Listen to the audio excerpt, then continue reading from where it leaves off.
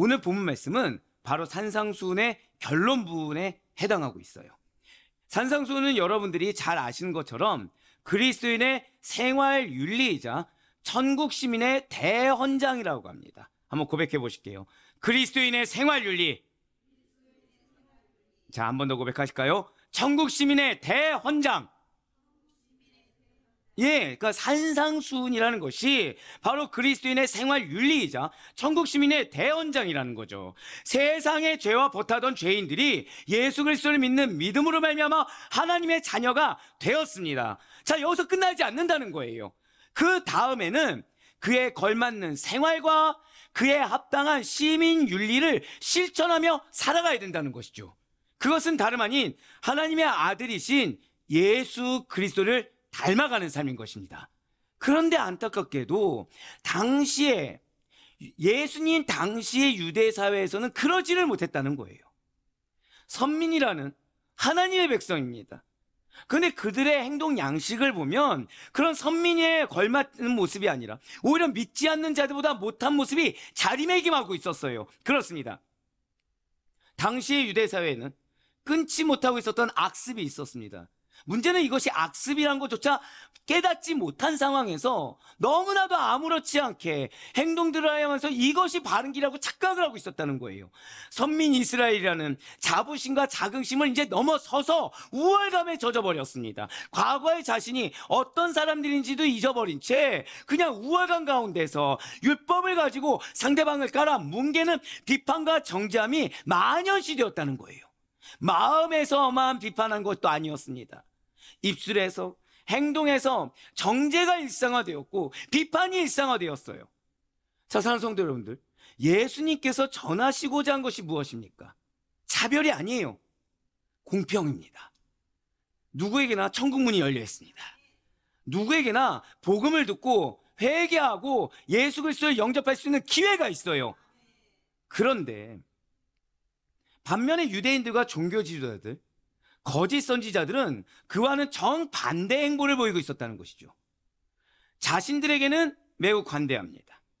타인에게는 인색한 판단의 잣대를 들이밀고 있었어요. 이러한 사회 풍조 속에서 예수님께서 전하고 계시던 차별 없는 복음이란 전파되기가 어렵다는 것이죠. 왜요? 사회가 차별투성이었거든요. 사회가 차별투성이고 이렇게 차별성 있는 사회가 정당하고 맞다고 착각하는 사회에서 복음은 차별이 없습니다. 누구나 예수 그리스도를 믿고 하나님의 전에 거할 수가 있습니다 라는 이 복음이 전파되기란 유언했다는 것입니다. 진실로 예수님께서는 바로 이러한 유대 사회 악습을 가슴 아파하셨어요. 왜입니까? 유대인들이 누구죠? 하나님께서 특별하게 거룩하게 구별되게 부르신 선민이 바로 유대인이에요. 이스라엘 백성을, 유대인을 누가 택하셨다고요? 여러분들을 누가 택하셨다고요? 하나님께서 택하셨습니다. 그렇기 때문에 유대인들은 사명이 있다는 거예요. 가장 앞장서서 이 차별 없는 복음을 선포하고 전해야 할 사명이 있다는 것이죠. 하지만 하나님의 거룩한 사명의 당사자인 이 유대인들은 오히려 다른 민족들보다 솔선수범하지 못했습니다. 하나님께서 경계하시는 그릇된 습관에 길들여져 있었다는 거예요. 이러한 유대인들의 모습을 예수님께서는 매우 애석하게 여기셨던 것입니다. 그렇습니다. 지금 예수님께서는 옳고 그름을 구별하는 정당한 판단을 하지 말라는 것이 결코 아니에요. 예수님께서 경계하셨던 판단은 절대 고백하실게요. 습관적인 비판. 습관적인 비판이라는 거죠. 근거 없이 헐뜯지 말라라고 하시는 것입니다. 스스로가 말로는 겸손한 척하면서 하나님의 위치에 서서 정죄하는 교만을 버리라 라는 가르침을 전해주고 계시다는 거예요. 내로남불, 이율배반의 자세를 버려라 라고 명령하셨다는 것이죠.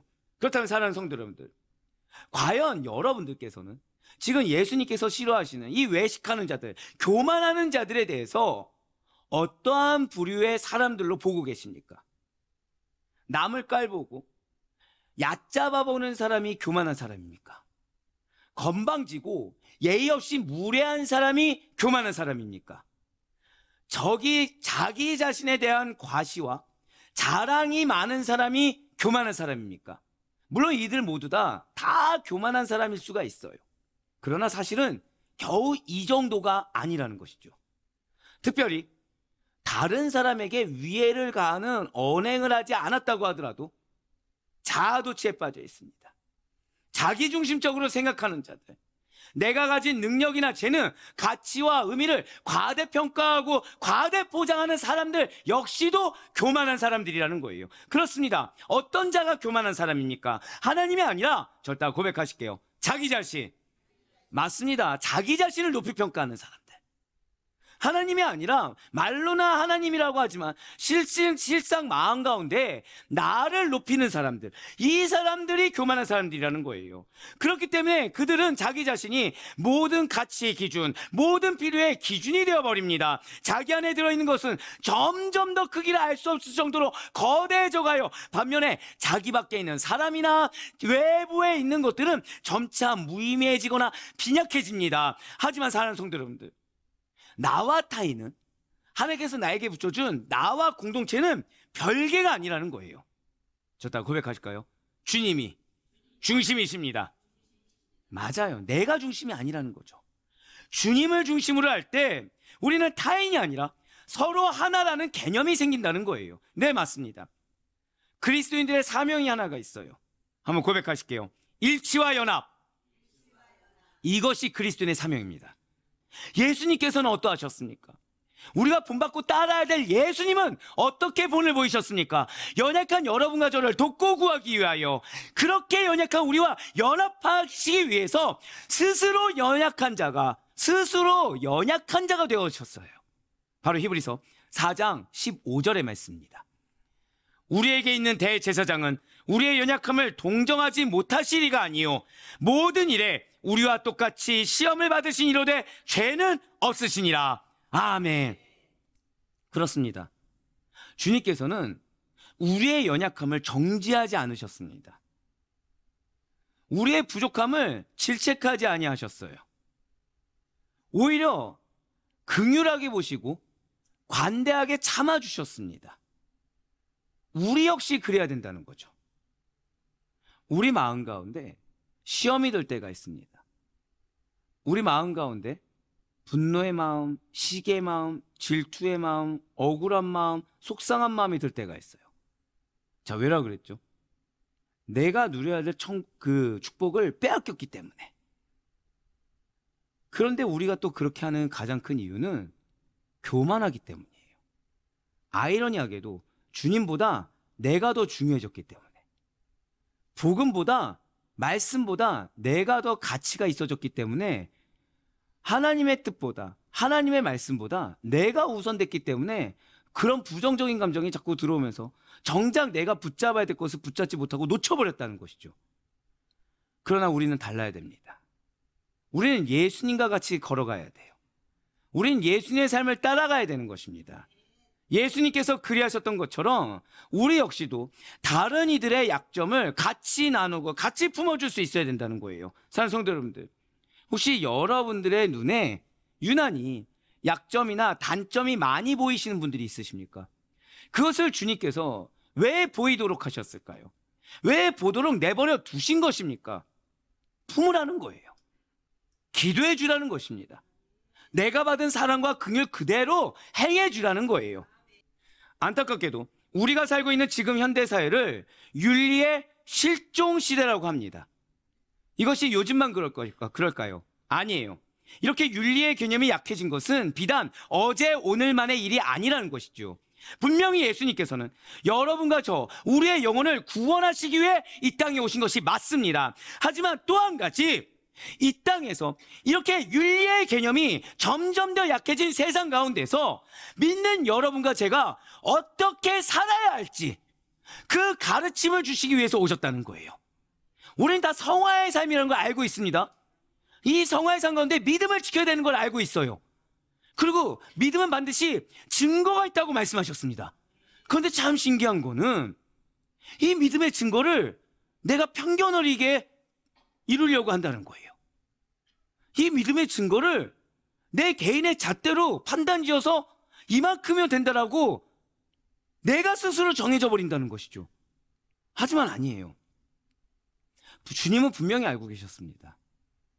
우리가 구원을 완성하기 위해서는 저 천성에 다다르는까지 끊임없이 믿음의 경주를 해야 된다는 거 알고 계셨어요. 이 믿음의 경주를 하기 위해서 무엇을 해야 돼요? 어떻게 살아야 하는지가 중요한 것입니다. 믿음의 삶을 살아가야 돼요. 믿음의 생활을 해야 돼요. 예배 한번 거룩하게 잘 드렸습니다. 세상 가서 세상 사람들과 진비 없이 살아간다? 이거는 믿음의 삶이라고 할 수가 없겠죠. 그러니 내가 내 멋대로 나 이만큼 예배 드리고 교회 헌금하고 교회 봉사했으니까 이 정도 산 가운데 나를 하나님께서 보호하실 거야. 나 하고 싶은 대로 살다가 죽어도 천국 갈 수 있다? 라고 착각해서는 안 된다는 것입니다. 분명히 예수님께서는 천국 백성이 살아가야 할, 정확히 말씀드릴까요? 천국 백성이라면 마땅히 살아가야 할 태도와 자세, 행동 양식을 이미 당신의 제자들을 통해 가르쳐 주셨어요. 그렇습니다. 마태복음 7장 12절의 황금률은 기독교 윤리의 핵심인, 절대 고백하실게요, 이타적인 것, 이타적인 것의 중요성을 강조하고 있다는 거예요. 사랑하는 성도 여러분들, 싫어하는 분 계십니까? 거짓말쟁이들이 너무 많은데요. 자, 다시 한 번 더요. 자, 나는 마음속에 솔직히 싫어하는 사람이 있다. 예, 정직, 이제, 예, 감사해요. 정직. 여기서 이제 여러분들 표정 보니까, 아니, 목사님 싫어하는 사람이 없는 사람이 누가 있겠습니까? 예, 다 있죠. 다 있죠. 그 사람 품으면 돼요. 그 사람 품으면 됩니다. 아멘 한 명 나왔지만 뭐 괜찮아요. 대표성이니까. 네네. 그 사람 품으면 됩니다. 감사합니다. 네, 감사합니다. 그 사람을 품어야 돼요. 내가 싫어하는 사람일수록 더 사랑해야 되고, 내 마음속에 낮게 보는 자일수록 더 높게 돼요. 그게 황금률입니다. 자기희생적인 사랑에 기반한 구약율법을 한마디로 요약한 것이 바로 황금률이에요. 자, 제가 방금 뭐라 말씀드렸죠? 자기희생적인 사랑에 기반한 구약율법을 한마디로 요약한 것이 황금률입니다. 결국 그 영혼을 품기 위해서는 난 어떻게 해야 돼요? 자기희생적인 사랑이 필요한 거죠. 우리가 예수님을 믿는 믿음으로 하나님의 백성이 되었다고 하면서도 여전히 죄된 자신을 우상으로 삼아서 세상의 중심으로 착각하며 살아간다고 한다면 우리는 사명을 감히 감당할 수 없어요. 우리의 사명이 무엇이죠? 다른 영혼에 대한 관심과 사랑을 결코 실천할 수가 없습니다. 내 나름대로 할 수는 있겠죠. 하지만 하나님께서 우리에게 베풀어 주신 만큼, 하나님께서 우리에게 원하시는 만큼, 정확히 말씀드릴까요? 하나님께서 여러분들을 통해 변화시켜 줄 영혼을 붙여주셨습니다. 그래서 여러분들의 어느 정도의 사랑을 통해 그 영혼을 변화시키도록 예정해 두셨어요. 한 명만 알면 해도 괜찮아요. 근데 그 사랑을 행하지 못하면 그 영혼 변합니까? 안 변합니까? 안 변한다는 거죠. 결국 다시 말씀드릴까요? 여러분들에게 붙여준 영혼들이 안 변했어요. 뭐가 부족한 거죠? 절대 고백하실게요. 자기희생적 사랑. 그게 부족한 거예요. 하나 더 팁을 드리면, 나는 열심히 인내하고 참아왔어요. 자, 어느 순간 딱 터졌습니다. 거기서부터 시작해야 될까요? 처음부터 시작해야 될까요? 아니요. 그보다 더 전부터 시작하셔야 됩니다.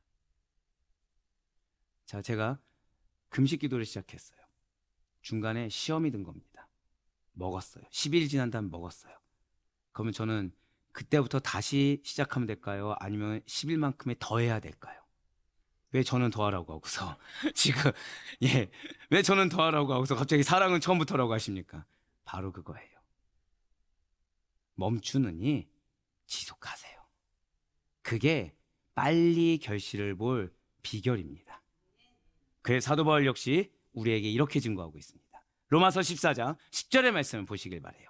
내가 어찌하여 내 형제를 비판하느냐? 어찌하여 내 형제를 업신여기느냐? 우리가 다 하나님의 심판대 앞에 서리라. 아멘. 사랑하는 성도 여러분들, 이 말씀 한번 보시길 바라요.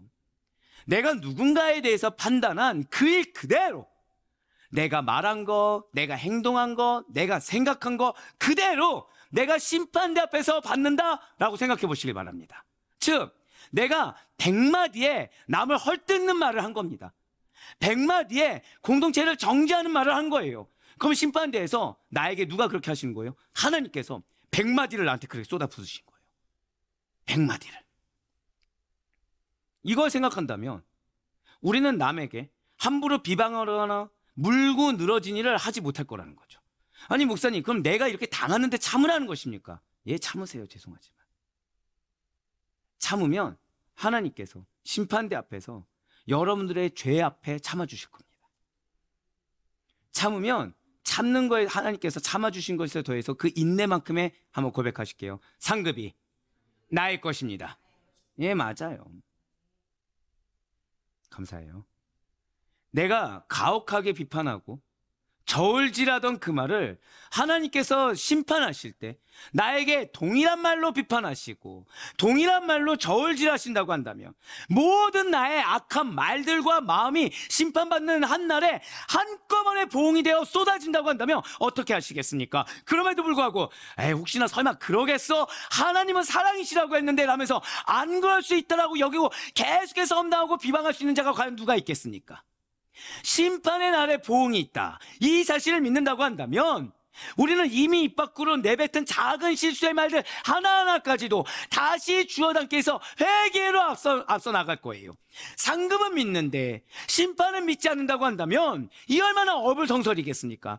내 마음을 다 아실 거라면서 정작 내 행위에 대해서는 생각하지 못하는 어리석음이 여러분과 저희 것이 아니길 간절히 소망합니다. 우리가 살아가면서 열매 맺는 삶이 중요한 것이 바로 이러한 이유예요. 여기 이 땅의 삶은 분명히 한날에 불과합니다.